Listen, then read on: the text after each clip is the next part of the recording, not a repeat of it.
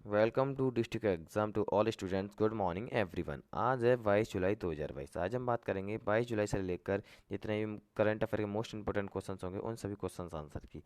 ये आपके वो क्वेश्चन आंसर हैं जो आपके आने वाले हर कम्पिटेटिव एग्जाम में आपकी हेल्प करेंगे, और इन क्वेश्चन आंसर की पीडीएफ हमारे टेलीग्राम ग्रुप और व्हाट्सएप ग्रुप से ले सकते हो, जिसकी लिंक मैंने वीडियो डिस्क्रिप्शन में डाल रखी है। और बता दूं मैं आपको कि वीडियो के लास्ट में आपसे क्वेश्चन पूछूंगा, जिसका आंसर आपको कमेंट बॉक्स में देना है, और उसका आंसर मैं आने वाली वीडियो में क्लियर कर दूंगा। अगर आप अपने चैनल पर नए हैं तो प्लीज़ अपने चैनल को सब्सक्राइब करें और बेल आइकन को प्रेस करें, जिससे कि आपका करंट अफेयर सबसे पहले आपके पास पहुंचे। चलिए बिना वक्त गवाए आज की वीडियो की शुरुआत करते हैं। तो आज का पहला प्रश्न, today is the first question. मैं आपको बता दूं कि मैं आंसर बताने के साथ साथ आपके डाउट भी क्लियर करता चलूंगा, जिससे आपको एग्जाम की प्रॉब्लम ना आए। तो प्रश्न है आपका, निम्न में से किस ऑनलाइन प्लेटफॉर्म ने हाल ही में अनमेंशनिंग फीचर लॉन्च किया है? तो ट्विटर ने। ऑनलाइन प्लेटफॉर्म ट्विटर ने। किसने? ट्विटर ने हाल ही में अनमेंशनिंग फीचर लॉन्च किया है। यह सुविधा यूजर्स की किसी भी बातचीत को खुद को हटाने की अनुमति देगी। यह अवांछित बातचीत से खुद को हटाकर लोगों को शांति में रक्षा में मदद मिलेगा, इसीलिए इसका राइट आंसर ट्विटर है। नेक्स्ट क्वेश्चन, निम्न में से किसने हाल ही में भारत का पहला स्वदेशी रूप से विकसित लिथियम आयन सेल पेश किया है? तो ऑनलाइन ट्रैवल बुकिंग प्लेटफॉर्म ओला ने। किसने? ओला ने हाल ही में भारत का पहला स्वदेशी रूप से विकसित लिथियम आयन सेल पेश किया है। एन एम सी 2170 को इस इन हाउस में बनाया गया है। सेल का बड़े पैमाने पर उत्पादन 2023 तक इसकी आगामी होगी, इसीलिए इसका नाम ओला है। नेक्स्ट क्वेश्चन, 17 जुलाई को विश्व भर में कौन सा दिवस मनाया जाता है? तो 17 जुलाई को पूरे विश्व भर में अंतर्राष्ट्रीय न्याय दिवस मनाया जाता है। कौन सा? विश्व अंतर्राष्ट्रीय न्याय दिवस मनाया जाता है। हर वर्ष 17 जुलाई को अंतर्राष्ट्रीय न्याय दिवस और अंतर्राष्ट्रीय अपराध न्यायालय आईसीसी के कामों को मजबूत करने के लिए यह दिन मनाया जाता है, इसीलिए इसका राइट आंसर विश्व अंतर्राष्ट्रीय न्याय दिवस है। नेक्स्ट क्वेश्चन,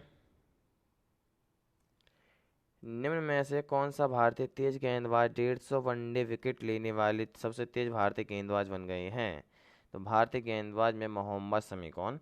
मोहम्मद शमी भारत के बगाम इंग्लैंड वनडे में 150 वनडे विकेट लेने वाले सबसे तेज भारतीय गेंदबाज बन गए हैं। इन्होंने 150 वनडे विकेट में 80 मैचों के लिए शमी को दूसरा विकेट लेकर यह उपाधि हासिल की है, इसलिए इसका राइट आंसर मोहम्मद शमी है।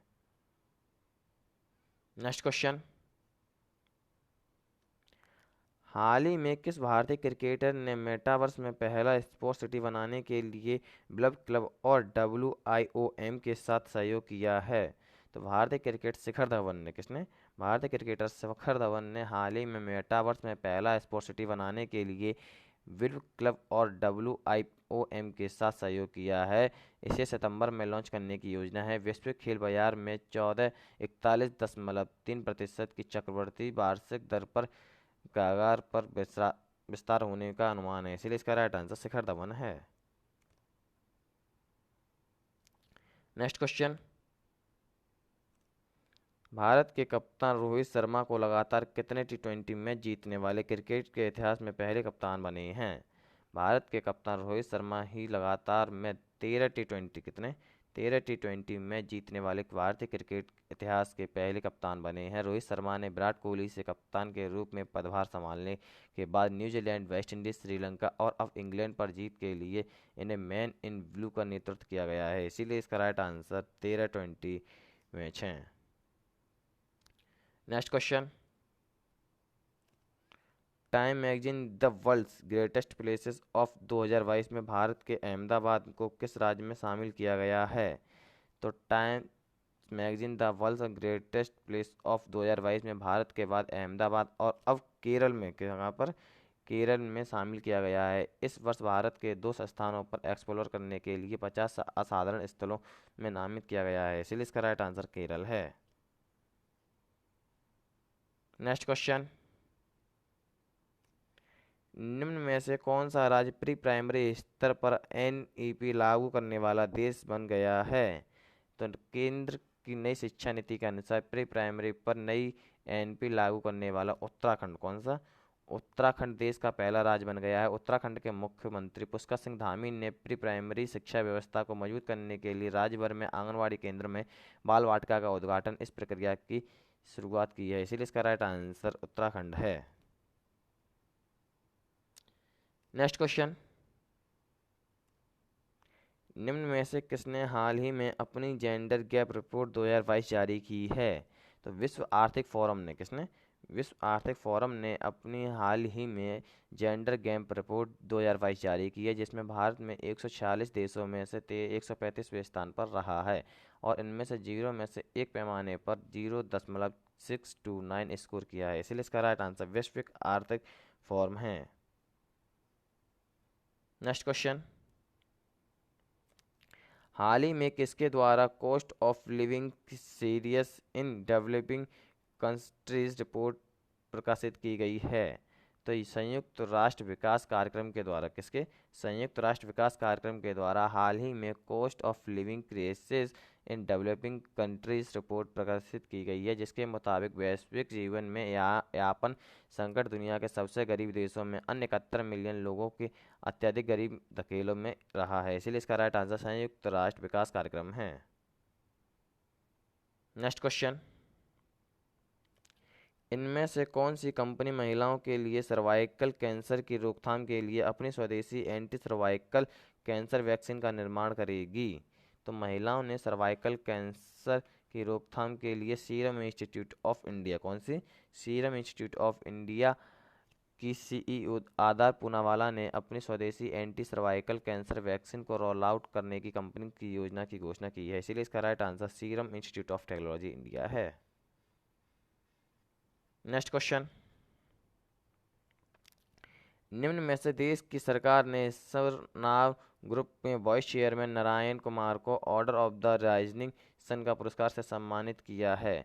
जापान सरकार ने, किसने? जापान सरकार ने हाल ही